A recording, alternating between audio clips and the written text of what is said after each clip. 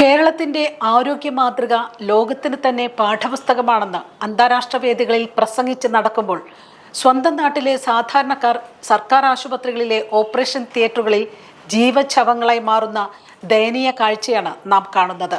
ഈ കപ്പൽ ആടിയുലയില്ല സർ എന്ന് നിയമസഭയിൽ പ്രഖ്യാപിച്ച് കയ്യടി വാങ്ങിയ ആരോഗ്യമന്ത്രി വീണ ജോർജ് അതേ സഭയിൽ കഴിഞ്ഞ 3 വർഷമായി ചികിത്സാ പിഴവുകളെ സംബന്ധിച്ച ചോദ്യങ്ങൾക്ക് മറുപടി നൽകാതെ ഒളിച്ചോടുന്നത് ജനാധിപത്യത്തിന് തന്നെ അപമാനമാണ്. പാവപ്പെട്ടവന്റെ കണ്ണീരിനും വിലാപത്തിനും മുന്നിൽ അന്ധതയും ബധിരതയും നടിക്കുന്ന മന്ത്രിയും സംഘവും ജനങ്ങളെ പുകമറയ്ക്കുള്ളിൽ നിർത്തി വഞ്ചിക്കുകയാണ്. ഓരോ തവണയും ഗുരുതരമായ പിഴവുകൾ പുറത്തു വരുമ്പോൾ അത് തിരുത്താനോ കുറ്റക്കാരെ ശിക്ഷിക്കാനോ തയ്യാറാകാതെ പ്രതിരോധ കോട്ടകൾ തീർക്കുന്ന മന്ത്രിയുടെ നിലപാട് ഒരു പരിഷ്കൃത സമൂഹത്തിന് ചേർന്നതല്ല. ആലപ്പുഴ മെഡിക്കൽ കോളേജിൽ ഗർഭപാത്രം നീക്കം ചെയ്യുന്ന ശസ്ത്രക്രിയക്കിടെ വയറ്റിൽ കത്രിക മറന്നുവെച്ച് 5 വർഷത്തോളം ഒരു സ്ത്രീയെ നരകയാതനയിലേക്ക് തള്ളിവിട്ട സംഭവം കേവലം ഒരു പിഴവായി കാണാനാവില്ല. ഇത് ക്രിമിനൽ കുറ്റമാണ്.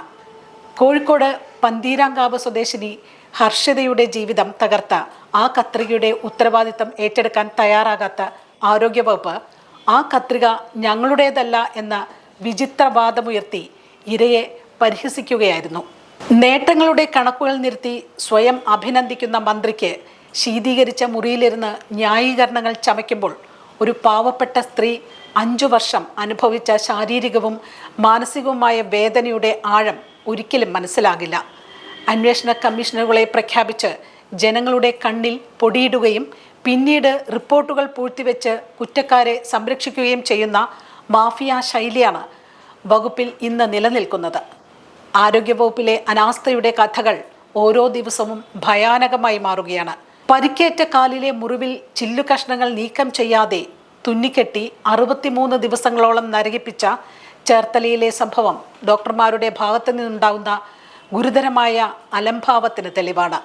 എക്സ്റേ പരിശോധിച്ച് മുറിവിനുള്ളിൽ ഒന്നുമില്ലെന്ന് ഉറപ്പുവരുത്താൻ പോലും കഴിയാത്ത വിഡ്ഢികളാണോ നമ്മുടെ സർക്കാർ ആശുപത്രികളിലെ വിദഗ്ധർ? ഒടുവിൽ മറ്റൊരു സ്വകാര്യ ആശുപത്രിയിൽ അഭയം തേടി ശസ്ത്രക്രിയ നടത്തി 5 ചില്ല് കഷ്ണങ്ങൾ പുറത്തെടുക്കേണ്ടി വന്നു എന്നത് ഈ ഭരണകൂടത്തിന്റെ പരാജയമാണ് വിളിച്ചോതുന്നത്. ഇതിനു പുറമെയാണ് കോന്നി മെഡിക്കൽ കോളേജിൽ ഒടിഞ്ഞ കൈക്ക് പ്ലാസ്റ്റർ ഇട്ടപ്പോൾ കൈ വളഞ്ഞുപോയ 9ാം ക്ലാസ്സുകാരന്റെ ദുരവസ്ഥ. ശാസ്ത്രീയമായ ചികിത്സ നൽകുന്നതിന് പകരം ഒരു കുട്ടിയുടെ ഭാവി തന്നെ അവതാളത്തിലാക്കിയവർക്കെതിരെ എന്ത് നടപടിയാണ് ഈ മന്ത്രി സ്വീകരിച്ചത്? നിയമസഭയിൽ ചികിത്സാ പിഴവുകളെ കുറിച്ചുള്ള ചോദ്യങ്ങൾ ഉന്നയിക്കുമ്പോൾ മറുപടി നൽകാതെ ഒഴിഞ്ഞുമാറുന്ന മന്ത്രിയുടെ തന്ത്രത്തിന് പിന്നിൽ ആ ക്യാപ്റ്റൻ തന്നെയാണോ എന്ന് ജനങ്ങൾ ഇന്ന് സംശയിക്കുന്നു. പിഴവുകൾ മറച്ചുവെച്ച് വികസനത്തിന്റെ പുകമറ സൃഷ്ടിക്കാൻ ആരുടെ നിർദ്ദേശമാണ് മന്ത്രി നടപ്പിലാക്കുന്നത്?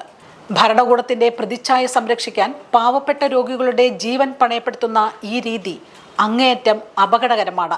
നേട്ടങ്ങൾ ഉണ്ടാകുമ്പോൾ ക്യാമറകൾക്ക് മുന്നിൽ ഓടിയെത്തി ക്രെഡിറ്റ് എടുക്കുന്നവർ കോട്ടങ്ങൾ സംഭവിക്കുമ്പോൾ ഉത്തരവാദിത്തം താഴെത്തട്ടിലുള്ള ജീവനക്കാരുടെ മേൽ ചാരുകയോ അല്ലെങ്കിൽ അത്തരമൊരു സംഭവമേ നടന്നിട്ടില്ലെന്ന് വാദിക്കുകയോ ചെയ്യുന്നു. രോഗിയുടെ സുരക്ഷയേക്കാൾ സ്വന്തം ഇമേജിന് പ്രാധാന്യം നൽകുന്ന ആരോഗ്യവകുപ്പിന്റെ ഇപ്പോഴത്തെ പോക്ക് കേരളത്തെ എത്തിച്ചിരിക്കുന്നത് ഭീതിയുടെ നിഴലിലാണ്.